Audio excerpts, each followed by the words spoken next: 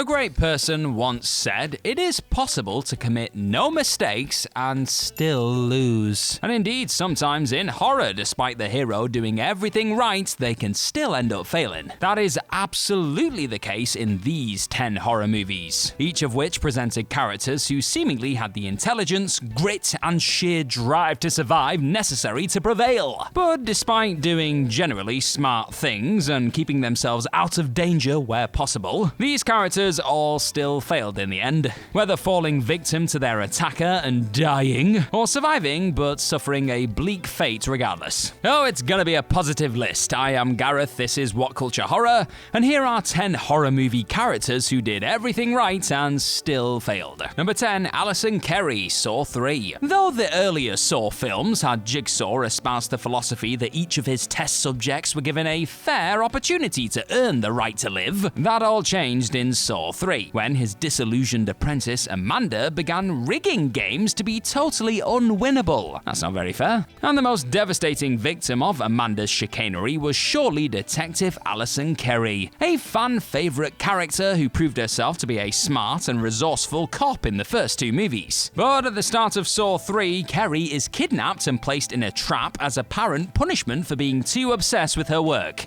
There's no such thing. To survive, Krie needs to grab a key and a vat of acid to free herself from a contraption hooked into her ribcage. And being the gutsy hero she is, she does as instructed. Yet despite beating the trap, the key does not free Krie due to Amanda's shenanigans, leaving her helpless as her ribcage is torn out.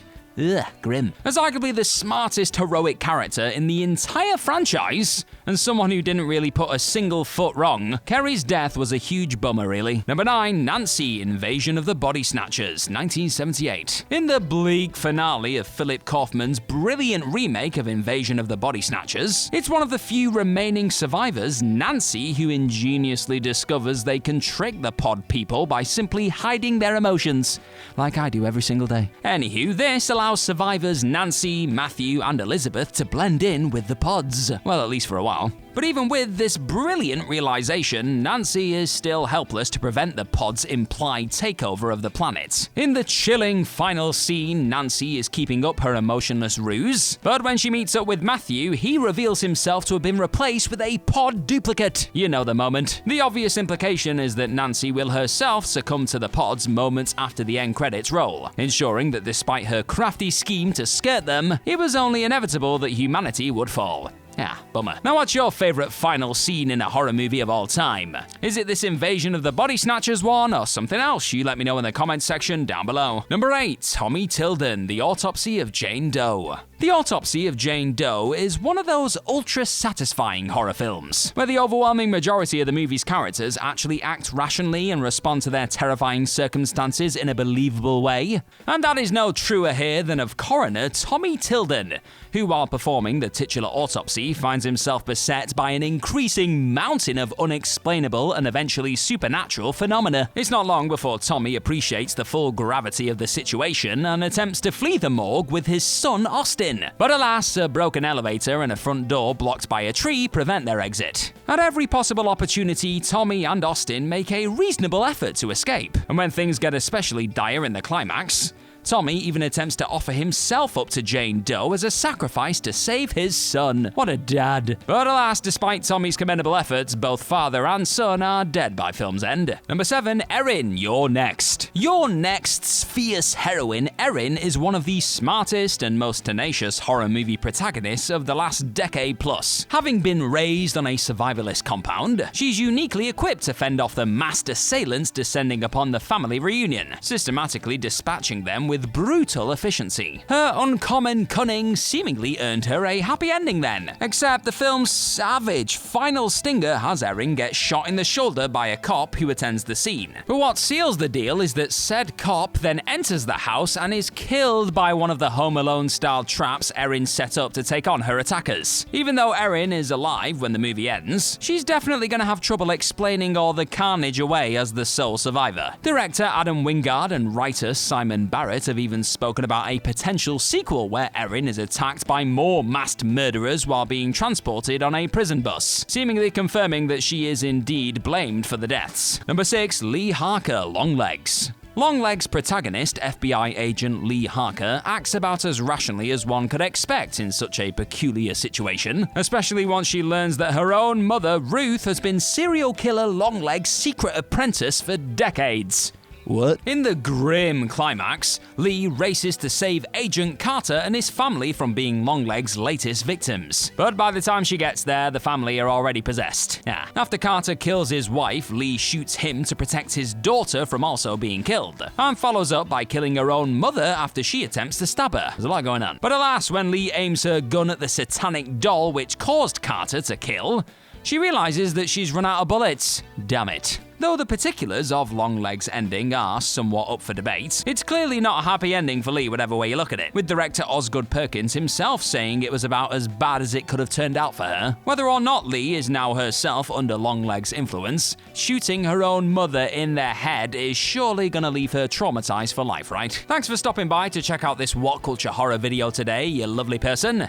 If you're having fun with this horrific list, then have more fun by hitting that subscribe button and getting more of these videos in your life. Number 5. Most of the protagonists' Final Destination. Considering the utterly unhinged circumstances they're faced with, most of the protagonists of the Final Destination franchise actually make a strong effort to ensure their own survival, but of course they all get claimed by death eventually. In the first film, Alex and Cotter understandably believe they've successfully cheated death, only for Cotter to be killed in the shocking final scene, before Alex dies off-screen between movies. This prompts Clea to then do the smartest thing that any character in the series ever has. In Final Destination 2, she checks herself into a psychiatric hospital where death cannot get to her. Her only mistake?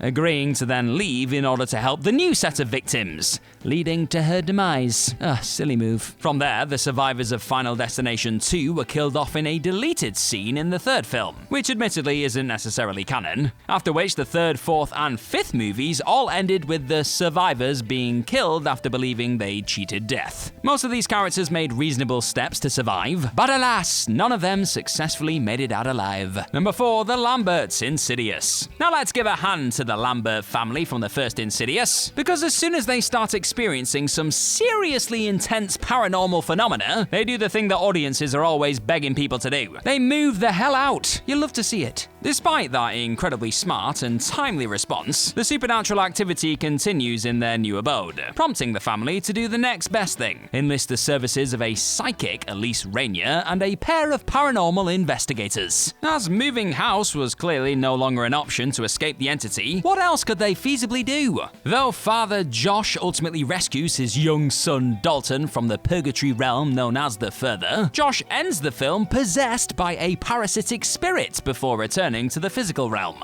Oops. Now on the longer franchise timeline, you can certainly argue that the Lamberts won eventually, but in terms of the first film specifically, all their smart efforts ultimately led to a quite bleak outcome. Number 3, Sarah, Inside. Inside's protagonist, Sarah, is a pregnant woman who does just about everything that could be expected of her. When a strange woman knocks on her door asking to use her phone, she smartly rebuffs her.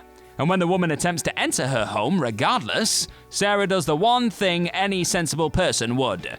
She calls the damn cops. The police calm Sarah down and promise to have a car patrol the house throughout the night. And who could blame Sarah for believing that that would be the end of the matter? And even once Sarah realizes she's been stalked by a deranged woman who wishes to take her baby by any means necessary, she fights tooth and nail to fend her off. Now, can we blame Sarah for accidentally killing her own mother by mistaking her for her attacker? I mean, not really, as horrible as it is. And despite her tenacious effort to survive, she dies at the end of the movie when the woman cuts her stomach open to remove the baby. The only small solace here, if you can even call it that, is that Sarah's baby, who was stuck mid-birth, seemingly survives as a result of her death. So yay, I guess, yay. Number 2, Rose Cotter, Smile.